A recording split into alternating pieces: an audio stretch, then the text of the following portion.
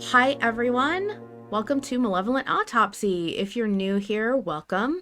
This is a show hosted by patrons featuring patron content as Malevolent is in its fifth season, updating live. This show is chock full of spoilers since every episode is meant to comment on a live update. So if you want to avoid spoilers for all of Malevolent as it's been released to chapter 223, check out now and come back next time. Our episodes are recorded live, so you can always listen later. I'm Queen, and tonight I have control of Arthur's left nostril. Interesting. Hello, my name is PinchofPeppers. I go by Peppers. Pronouns are she, her. And I today have decided to control Arthur's diaphragm. Ooh, Yeah. that's an important one. All right, do you want to head right in and give us our recap? Yes, of course. So, a man joins Arthur and John by the fire. He reveals his name as Malum. He is heavily scarred and has two differently colored eyes. He warns Arthur against the dangers of the woods and explains that he was summoned to seek out a man who arrived at the village from the same direction as Arthur came. He quotes that this man has hope in his heart with fear and purpose. Malum expresses surprise at Arthur's warmth and welcoming attitude, and that, quote, he is not like the others in the village. When Arthur presses him for answers, Malum asks a question instead. A man kills a child. Does he deserve to die? I love it. And what a haunting end to a really good chapter. Yeah. What are the vibes? What are your vibes for this chapter? Vibes are immediately when I listen to the chapter is oh, Malum is incredibly drawable. I must draw him immediately. His vibes are immaculate. I'm so sorry I ever said that we should not allow this guy to sit next to us. He's a cool motherfucker. And he's real cool. And suddenly all my all my concerns about him are gone. Gone like the wind because he's simply too cool. Yeah. Yeah. Major cool, mysterious guy vibes in this chapter. I personally love the whole palindrome thing. I think that's very cool. I like that Arthur pretty much immediately got that and picked it up. Yeah. I'm also surprised that, well, I guess I'm not surprised. I would have been interested to see if Yorick had anything to say about this guy. I kind of wish we had a skull right now. You know, I'm of a different mind. I prefer the mystery. I prefer it being kept in the dark. And sometimes I think I prefer Yorick being used very sparingly. Yeah, and I think he will be. And I think we've had him in all of the chapters so far.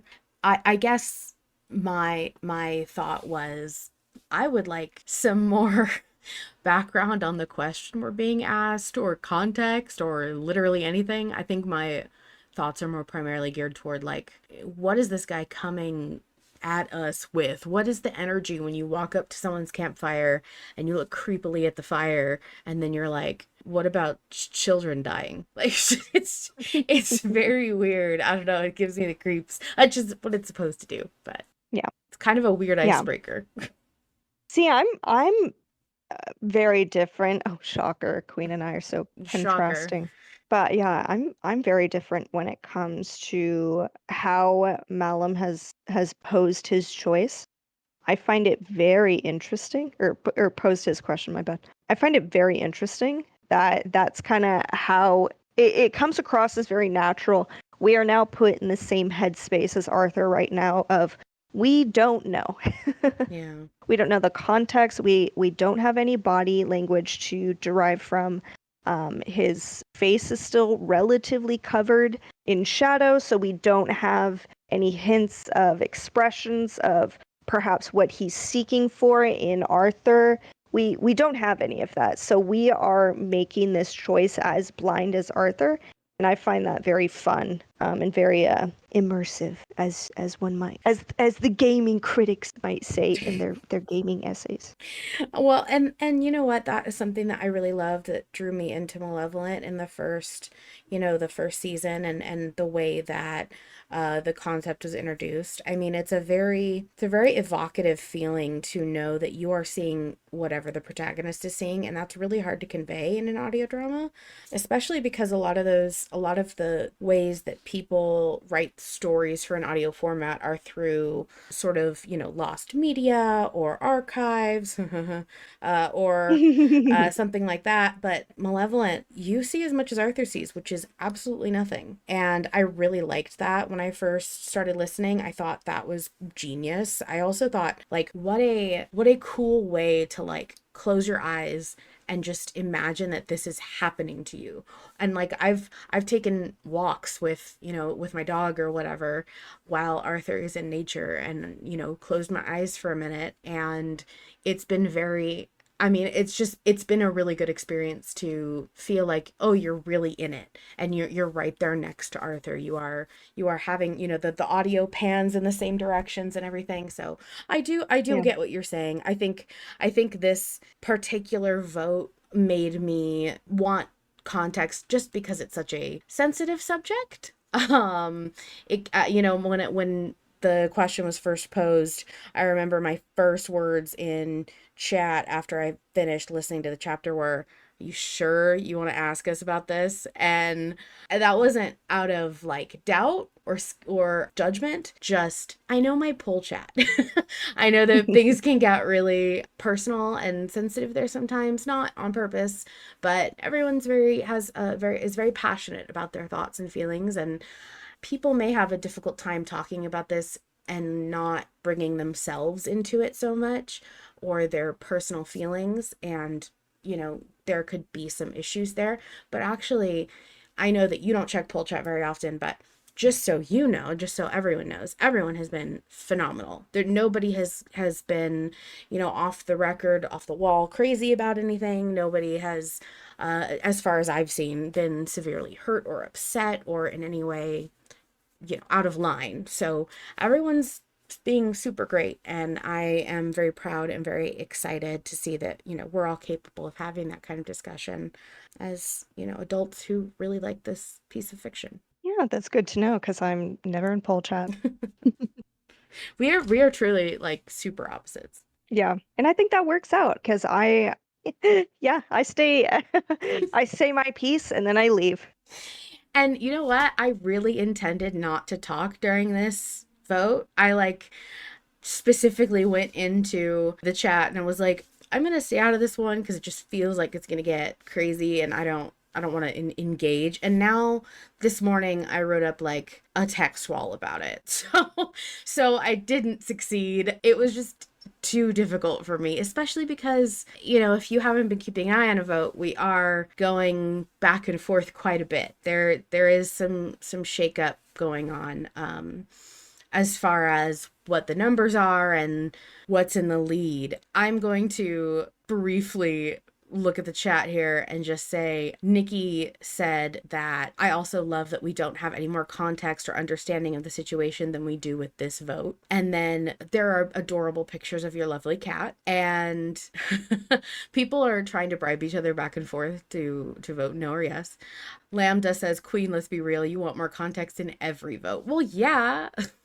Yeah, I want more context at every vote. I want to get it right and do the podcast right and get an A in polls. That's my goal. You Um, want a good grade. I want a good grade in Malevolent. Not even, I don't care what Booth John says about me. I want a good grade in Malevolent. I want to know that I did the podcast right and I win. Anyway, so first of all, the people want to know, Pepper, specifically Fish, what is the name of your cat? Mochi. She is my Mochi. little demon, little creature who is the bane of my existence, and I would die for her. Misra is also asking what's Mochi's take. Hers would probably lead to the most destruction. That's her desire. So whatever kind of leads to that. And I have my own personal opinions of that. I think that if she were to answer no, it would result in more carnage. But we'll explain that later. All right. Well, I think quite a lot of this episode was going to be talking to the vote because it was a very short chapter. Chapter was only a little more than 7 minutes this week, so patrons didn't have ton of setup for this. For anyone who is not a patron and is listening to this later, chapter length varies quite a bit. We wobble between, this 7 minute chapter, and we've had chapters that have been like 18 minutes near the season finale and everything.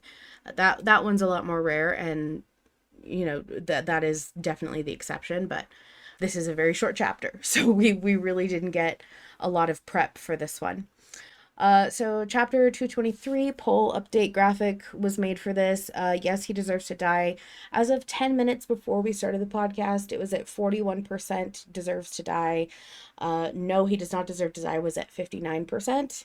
That was with 290 people voting out of what I believe is about a 307 count right now, as far as like people who vote. But yeah, so we have been bouncing between a, you know, 60-40 and a 59-41, and earlier this morning it was 70-30 still. So while no has been in the lead consistently, it has been changing, and there is nothing to suggest that there is not time for a flip. It is only Friday night, usually the weekend. If we're gonna flip, we do it tonight or tomorrow. Rarely will it happen Sunday. So fingers crossed for my fellow no voters.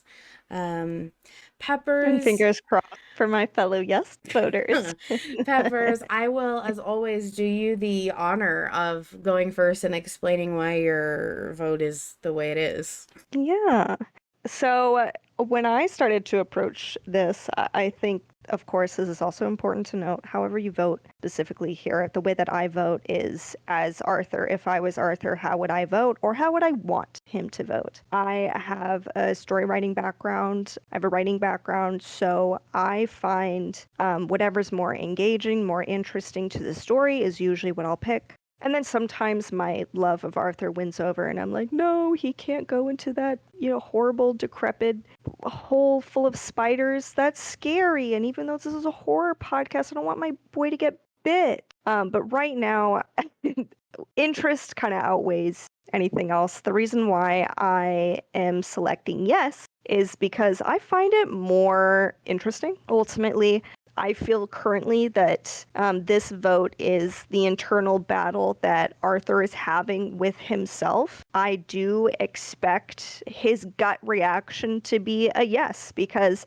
I personally feel that his gut reaction to that question has been yes for quite a while, since, of course, season 1, but we didn't know that yet. As mentioned, I was previously listening to to episode 20. He calls himself a monster. When talking to the king in episode 20, he very clearly sees himself as a monster, and obviously the reason why is because Faro died on his watch.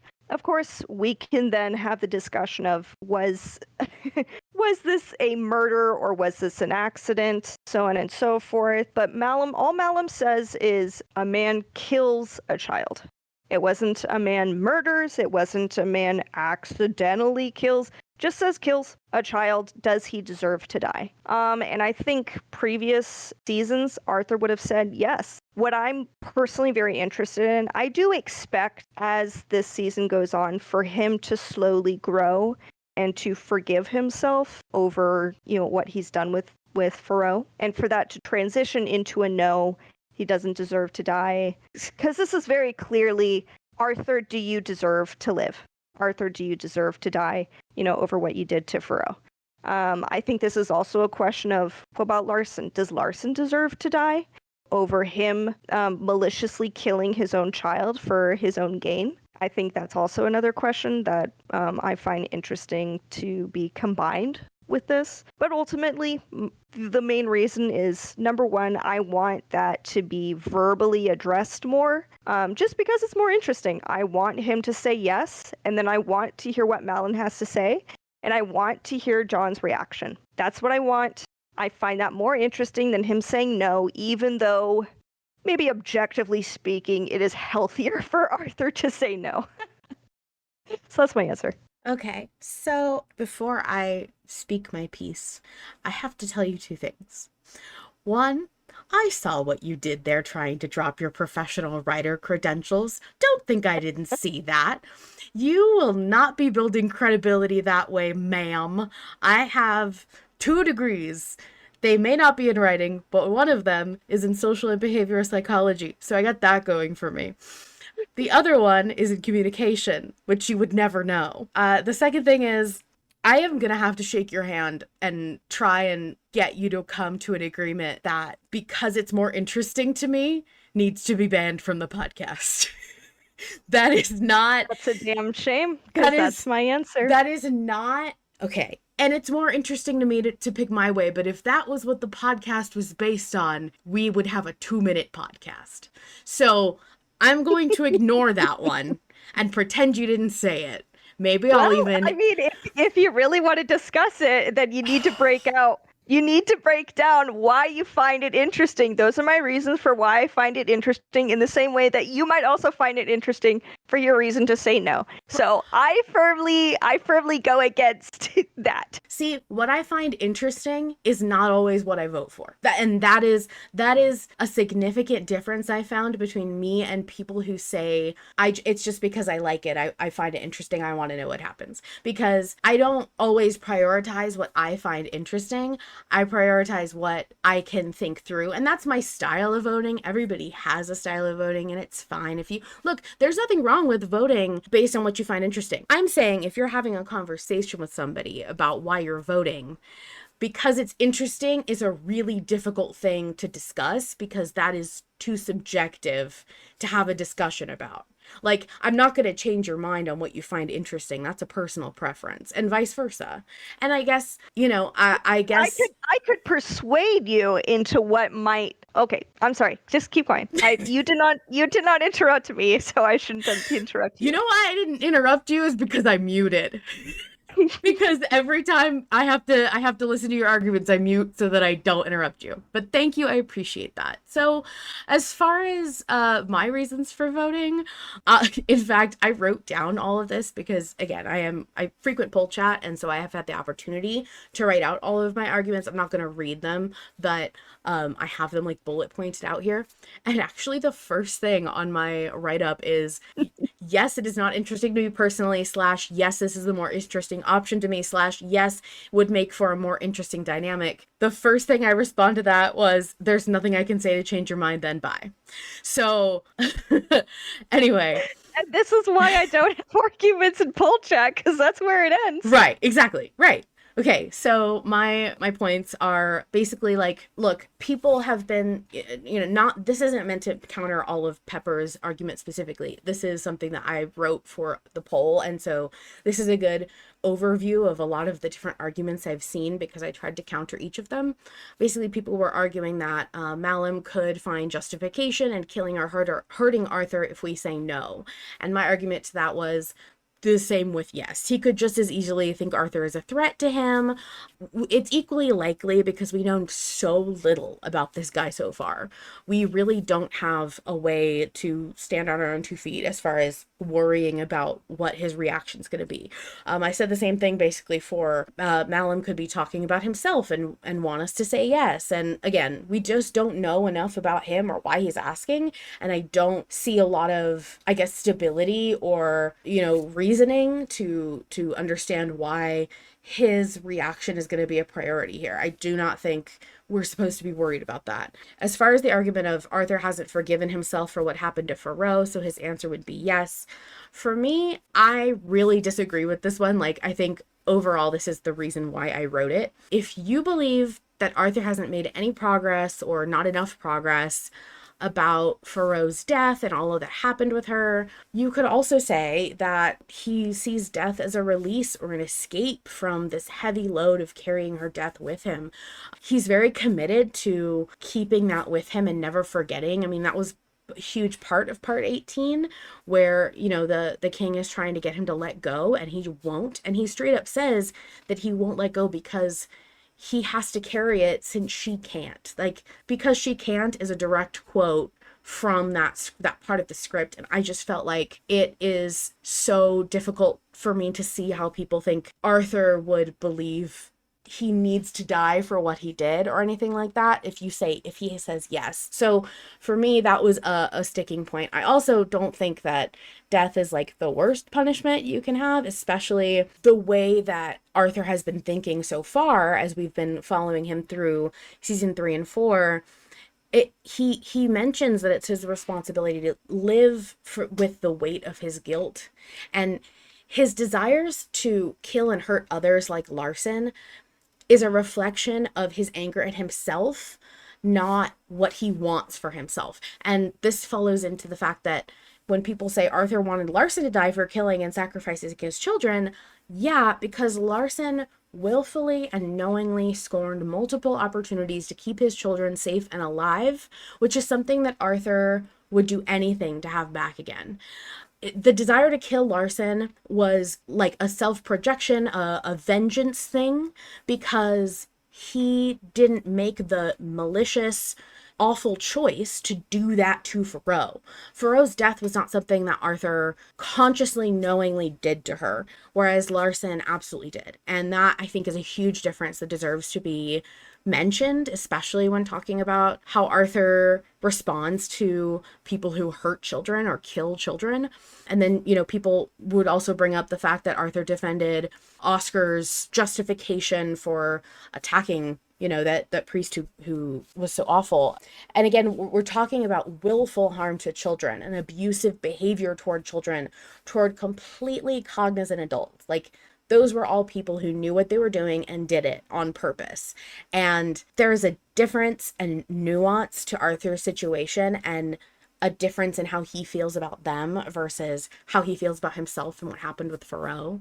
And I don't think he ever would have let that happen if it hadn't been a tragic case of negligence. Because I don't want to say, I think it was a terrible thing that happened. I think Arthur is responsible for her death, but I do not think that he can be put on the same level as Larson, despite the fact that, children did die under both of them. So, I mean, if you're trying to actually put it into, a logical equation point of view, yeah, but that doesn't add up for me. And then, if you wrap it all up in a bow, I've seen so many people say, maybe not so many people, but large amount of people, surprising amount for me at least, say it suits the story of Malevolent more to have Arthur say yes. And I don't feel that way. I feel like Malevolent has always been about a combination of grief and loss and hope and life and renewal. And I just think that it would fit here for him to say no just as much as it would fit for him to say yes, obviously, because it wouldn't be a poll choice if he couldn't. But I think after 4 seasons of dealing with Arthur, dealing with his issues with Faroe, I'm ready, and I think everyone is ready for him to be at a point of growth where he can say no. I think we are finally at the stage of Malevolent where this is not supposed to be about Arthur's journey with Faroe anymore. This is about so many other things. That is definitely where we started, but that's not where we are. And I just think it would be so frustrating to hear that, even though we've spent so long going over and over and over his feelings about it, what happened, how it happened, who he's told, who he hasn't told. I would like to believe that he's learned more by now. And so that's my little tie it up in a bow. I know chat is going insane right now. I can see it out of my peripheral. I know I've been pinged like 8 times and that I have some posts to read out loud in a minute, but I wanted to give you the opportunity to yell at me, Peppers. To yell. Yeah, I mean, I have some responses. Again, I'm not just a reminder, everybody. This is all done in fun. This is all done in totally I don't want to say totally chill, but we are this is all anything but done. totally chill. But we're friends. Yeah, this is all done in play. Essentially, we are both willfully playing and kind of hamming it up. Just for everybody, I am not necessarily sitting here crying and throwing up and throwing a tantrum on the ground. How dare Queen not agree with me, rah? Not yeah. No, we just argued about Dragon Age last night for like an hour. It was great. An hour and a half, yeah. Yeah, because I know, because I was supposed to be working on commissions. Yes. I did not do that. I sat there and I complained about Dragon Age. But this is not the podcast about Dragon Age. No.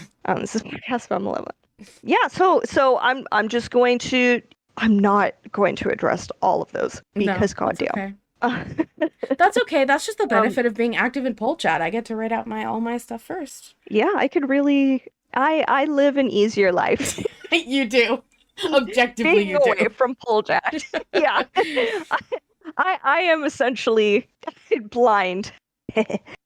Pull intended. Or pun intended. Whoops. To that. A couple notes.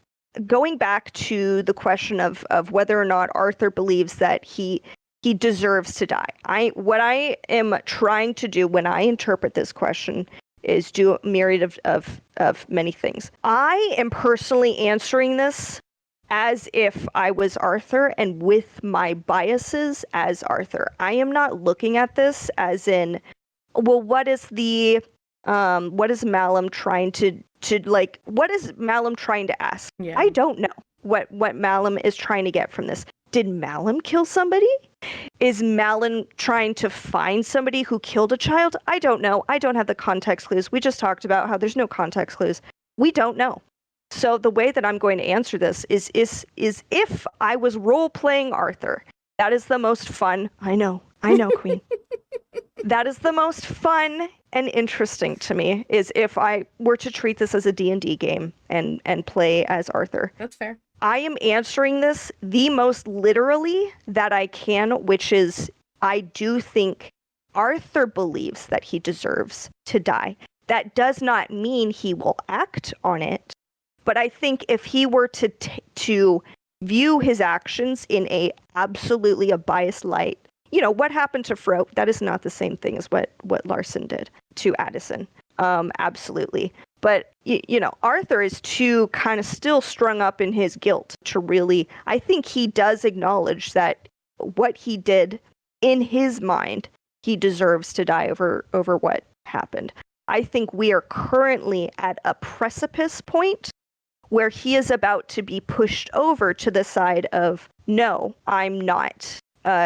No, a man doesn't deserve to die if he kills a child. But I know in his mind, the way that he interprets that is, no, I don't deserve to die because of what I did to Faro, or what I failed to do for Faro. And me personally, the way that I interpret Arthur, absolutely, he has made progress in his grieving process over Faro. He has learned to not carry that guilt with him constantly, which we learned in the Nightmare episode, episode 31, which is fantastic episode. That is one of the episodes that I can quote, like, offhand. Some of my favorite lines come from that episode. Sorry, go ahead. Yeah. The duck pond scene will be like the ultimate scene for me. That was, out of all of the scenes, that was the only scene that got me like almost close to crying. Not the scene where he breaks down in 25, but that was close. But it was actually him crying over Faro. So he is showing this path of healing. Me personally, what I prefer to see in a character growth is not a linear growth, is a bit of occasionally a backstep. I'm treating this as a backstep because I find that, I know, Queen, I know. It's just that he's taken a million backstabs, Peppers. We've done the backstepping. This man has done the cha-cha. He's been making. I'm serious, dude. Peppers. Okay, John and Arthur are the most let's do a dance backsteppers in the universe. Like, at this point, I need one of them to start moving forward and stopping every couple of parts, because that's really what it feels like. I mean, at this point, I would ask, what is it going to take for Arthur to earn that? Like, what does everyone want to see him do or say now that, like, he suddenly gets to earn the ability to get over it? And I mean, I don't mean get over Fro's death, but you know what I'm saying. The point of the argument. Get over your daughter's death. It's not that big of a deal. Calm down. God, Arthur, get over it. You've mourned her for long enough. Get over it. And I was a king once, Arthur. God. We all lose shit. So my goal in him saying yes, my goal is for someone outside of Arthur to challenge that directly. I want that to be directly challenged of, oh, I deserve to die. Or a So man is objectively. John chopped liver? Yes, Okay, you know what? You've heard it here, folks. Peppers I wants hate John John. removed from the podcast. That's it. Yes, I hate. No, I'm joking. I just find it I swear to more God. I swear to God. realistic. Oh my God. It's look, If he backtracks. but okay. I also think okay, let's take this a different avenue. Let's say you and I are just total strangers. Total strangers. And let's say you and me are just sitting by a fireplace and some guy comes up to us and says, "Hey, some guy kills a child. Does he deserve to die?" And you look to me and you say no. I'm like, what the fuck did you just Dude, say? no, I'm sorry. I tell you right now, my actual answer, like, this could be where everyone turns on me. My actual answer in that moment, even impulsively, would be no. And I will tell you right now, the way I say no would change everything about how you handled me saying no. Because the fact that if I just said, nah, that would be completely different from me going, no, like that, those two things are totally different no's, and it tells you a lot more about me and how I think and what I might be thinking about this question just based on the tone of voice I'm using or the facial expression I give you. And so, like, I don't think we don't have control over those factors, but I think everyone's imagining a different no from Arthur, and Arthur's not gonna be like, nah. Like, that's just not, or I don't know how British people say nah. Nah, Oh, bruv. pity. Yeah, No, I'm sorry. This is, so sorry. So sorry for the Brits in chat. yeah, British slander. We're both American. We're very cruel. Yeah, I'm so sorry. I know I have a million messages to back read through, and I'm gonna try and get to a lot of them. Even though Peppers and I could yell about this for the rest of the night by Well, ourselves. very very quick before Go you read ahead. Go anybody else. ahead. I think Marvin's was so funny. He said, my actual answer would be to ask them to find another campfire. You know what? I thought Absolutely. that was incredible. Okay, but actual, and this will be my final rebuttal.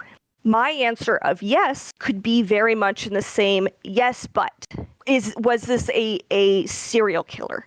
Was this a guy who like Larson intentionally killed his daughter for power? Yes, and here's the reason why. But if it's yes, absolutely, unless, comma, it was an accident. Yeah, that's basically it. It was an accident. Well, I mean, the vote is yes or no, and so we can't put extra words behind it. And Yeah, I that's I no problem. know and I know there will be extra words. I do not think for a minute Arthur's just going to give a one syllable answer and check out. When has this man ever been concise? It Absolutely would be not. really funny. That's John's job to It. give a complete lack of information, not Arthur's. So, More anyway, like Yorick. yeah, or York. Fish says, re the Larson thing. He obfuscates his own core beliefs with his self loathing, his anger, and his desire to atone via revenge on Larson in any way for his role in Faro's death. In season 3, he even outright says that he knows he's making a mistake with his projection onto Larson and his single minded desire to kill him, but he's at a point where he's so desperate for any sense of relief that he doesn't care. But he's aware of it. He knows it's wrong to think. And then said that it's back to what you said about the stages of grief. Briefly, in poll chat, I compared the 5 seasons of Malevolent so far to the stages of grief. If you try to line them up, it totally works. This sounds like a conspiracy theory, but it's not, I promise. Let's see. Gotti says, right, Arthur does bear some blame for what happened to Faro, even though he didn't choose it. I also promised to read out a couple of specific poll posts that I was given ahead of time because I did ask people to like ping me and let me know because this vote in particular, there are so many perspectives that I want to make sure get on the record when people, I think I'm always thinking about the fact that people who are not patrons or people who weren't around at this time are going to be like, why did they vote that way? What is wrong with them? Why did they make that mistake? And I always want to have there be a record of like, no, I promise everyone had a good reason. Everyone had a Yeah. logical, like, thought process. So I really want to make sure that, as many voices get in on this Yeah, as possible. I like to imagine that, when people say that, you're like, it like the camera slowly pans to like a minefield that Yes. has just recently been abandoned, and there's like scraps of like just mess everywhere of like, oh, you think this was an easy decision in this is every week in Oh, Polcha. a simple decision. The choice was simple, you say. And there's like ash smudged on my face, and yeah, absolutely. Nikki says when we were talking about regression and taking steps forward and back, that's how things work, though progress and regression. I also would challenge the idea that Arthur should grow into believing no, and I did see many people say, again, I say many people, but like there are like at max 30 people active in poll chat at any given time, so it's not that many people. But the people who were active, I did see people saying, I want him to say yes so that he can come to a no. But like you can't assume that that's how the conversation's going to go. You need to vote with the way you want it to end up. I just think it's a very roundabout way of saying, yeah, I want him to get better, but I'm going to vote against him getting better so that he gets better. It just that doesn't work for me. I don't get that logic. I respect it. I just don't get it. Abriel said, who was it that said they want to play a part in Arthur making that choice to take this step forward? That they want to see the change happen on screen, because that's where I'm at. Yeah, if you are a person who wants to see this change take place on screen, I would say this is the vote to do that. Like, this is probably going to lead to the conversation you're looking for, and I don't know that voting yes is going to do what you think it's going to do. I don't know that. I mean, look, we could vote yes or no and it could be the same either way. Harlan could have the whole chapter done right now and it could not make any difference. I doubt it. But that's essentially where we would come to the conclusion. Pan says, I have limited time to really type this because my break is almost up. One thing I was thinking in parallel to this vote and how it was said in season 2 is very similar to the season, is in season 2 when John quotes that it was Arthur's kindness in all the moments he could have chosen otherwise that made him realize his own humanity. Yeah, I love that. I love that part. Nikki also mentioned, yes, 100% deserves to die and should be killed are not the same question. A final like little pointer finger to that.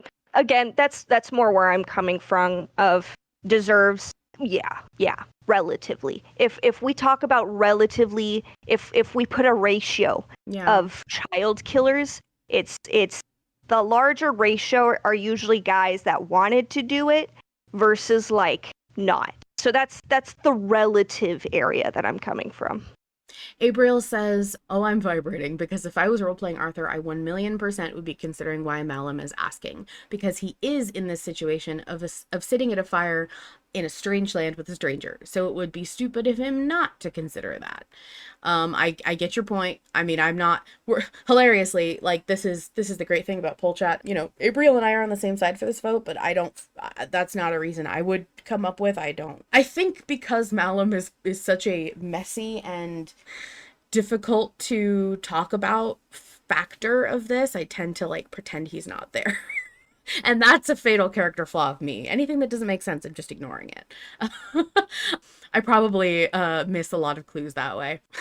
Mizra says, I want to punch BJ every time he says the choice was simple.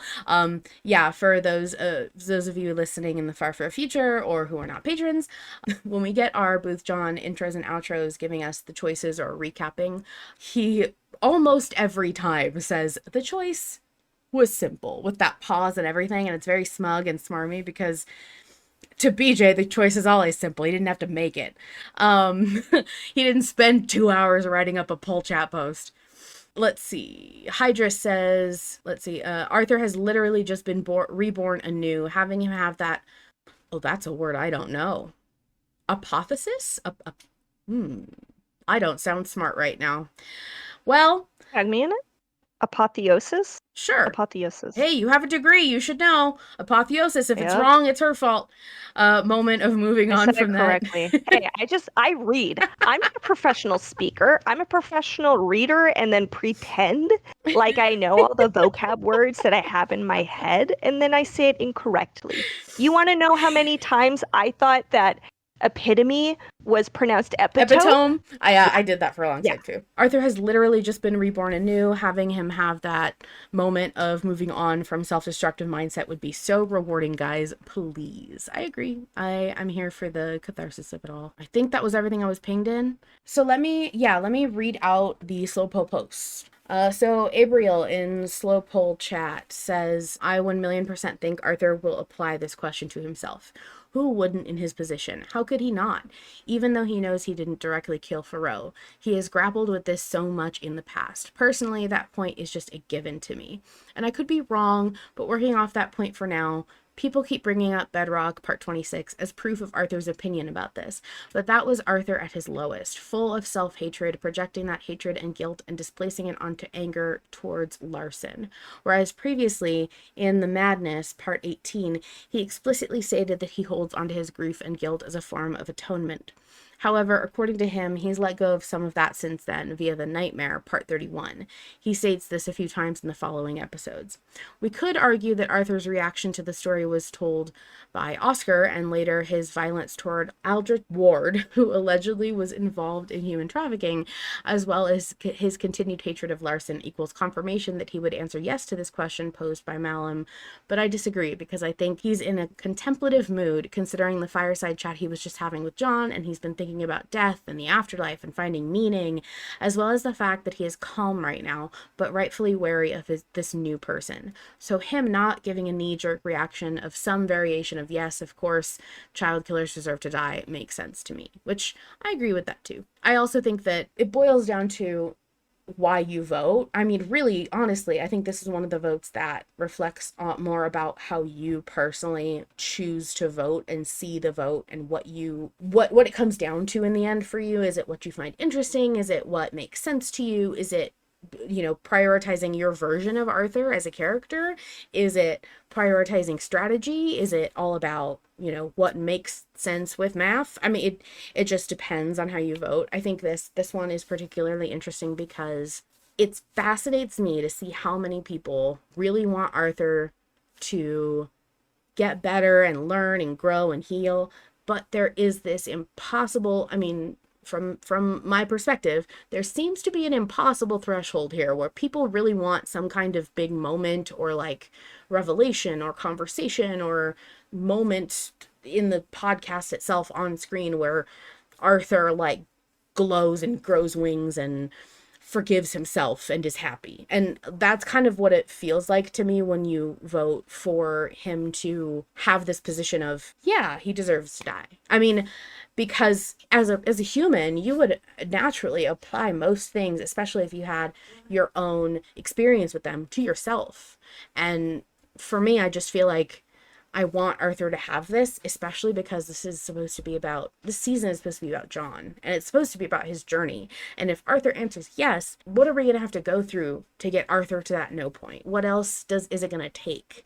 And that's where I'm coming from. I want to believe that Arthur is at a point where he can say no as his impulse, as his immediate answer, whether you think it's the nuance between, kill a child and let a child die. That's also there. I mean, I know Nikki and I talked a lot about the difference between that earlier today. But this is, again, like, Scotty just put it perfectly. This is the words I was looking for. Scotty says, there it is. What are we teaching John?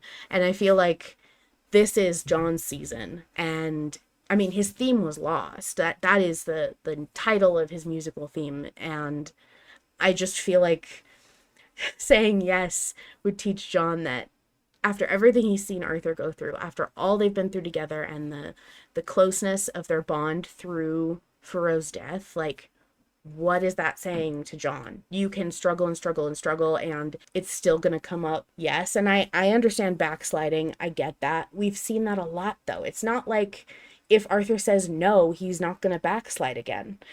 This is just another anchor point that John can latch onto and say, don't you remember how you answered? And that, I would love for this moment to be one that sticks with John, and for the right reasons, not a sad reason. Yeah, I don't have much to respond to. I think, those are pretty good rebuttals that I can't really can't really respond to. I don't really have a good answer to. That's I'm going to fine. be quite honest. No, Yeah. that's fine. I mean, look, this is a very personal vote too, and I'm sure there will be many more like this in the next season. Um, the upcoming season and the future, I guess the season we are in and the future season, because it doesn't get easier. It's gonna get harder. So I'm looking forward to it. I know that right now we're still sitting at it's still a margin in my favor, I believe. I'm gonna check right now. I'm gonna refresh and get a live update here. Yeah, we're at 40-60 again. So we've shifted a percentage in favor of no. I'm glad for that. Like I said, I will very happy if we vote no. I'm sorry. One more comment. Because Kara did point it out in chat about John now kind of establishing his identity as his own person. This kind of branched off to what eventually I branched off from this idea. Kara said, I would love if John had enough self-confidence to not feel personally attacked by Arthur's comment.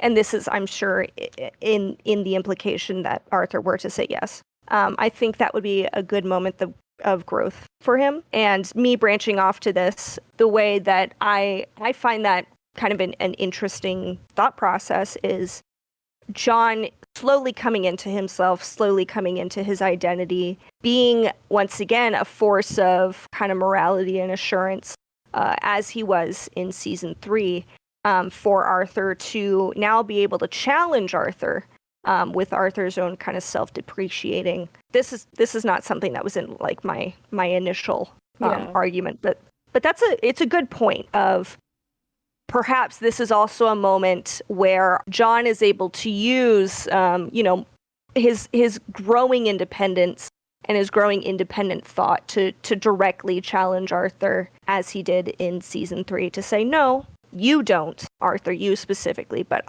I'm not necessarily sure they'll have that conversation right in front of Malum.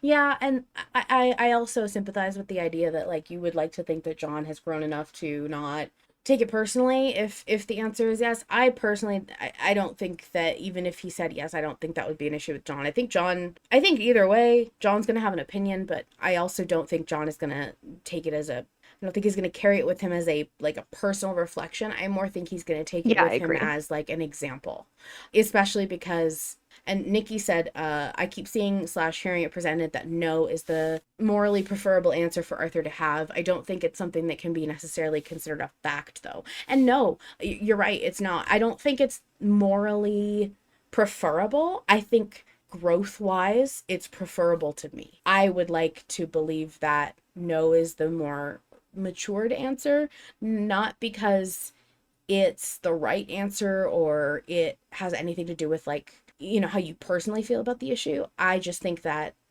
at this point in his story and what we've learned so far, I feel like he has definitely come into being more nuanced about life and death and the idea of, I mean, literally two chapters ago he was reminiscing about, or he was talking to John about how he was so shaken by what Cain said, and how John just finished talking about how you have to, you're different and we're not them, and all this wonderful stuff about how you have to make meaning, you have to find light, you have to.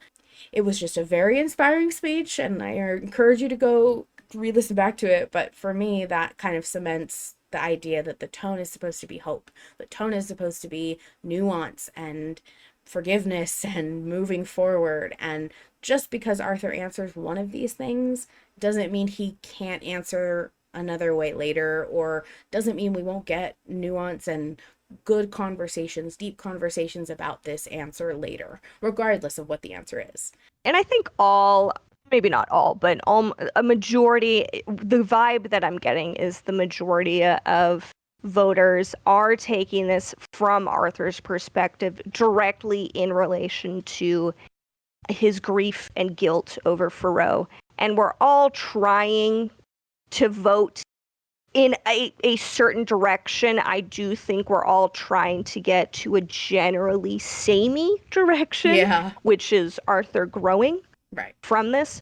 But it is a matter of contention of whether or not we want this to be, a backstep, or if we want John to be the one to directly challenge Arthur, or if we want, so on and so forth. All the listen to this entire episode back to back again to hear all that. But essentially, we're all trying to reach towards relatively the same result. We just have different ideas as to how we should get there, or the additional steps that we desire. Me being me, I always love me a good angst. I always love me a good moral kind of duking it out and having that fierce debate and discussion. Other people feel that it's already been done and it's not necessary anymore. So I get it. Yeah.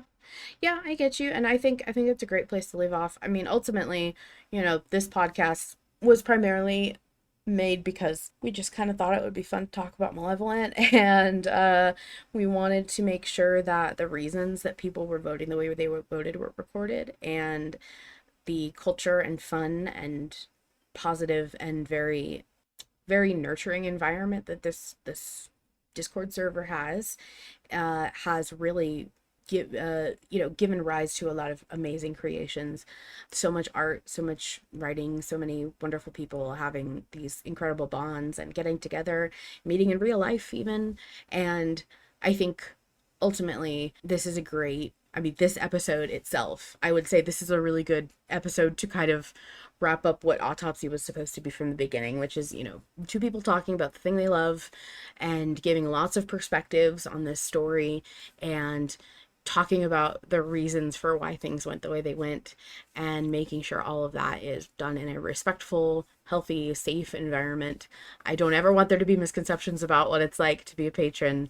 There are comments out there that drive me nuts about what the culture must be like and what the voters must be thinking. And I want it on record. It's wonderful. It's great. I spend every day here, and it's fantastic. I wouldn't make this show if it wasn't. And you can tell the vibes, by the way, of what Peppers and I are like, and what we vote for, and what we think about, what we prioritize, based on the fact that Pepper's adorable little art on screen right now for patrons listening to this live is a black and white drawing of Peppers and like a normal person, and she looks very relaxed and laid back and happy. I look insane. I'm a pink dog with a crown. So that, I mean, and Peppers really likes angst. I don't even read anything that has tagged angst. So there we Oh, go. I love that shit. Yeah, Oh, I just eat it up. we are completely different people. Anyway, thank you guys so much for joining us tonight. This has been a blast, and we will see you next week for sure. Yeah, see you next week. Bye, everybody.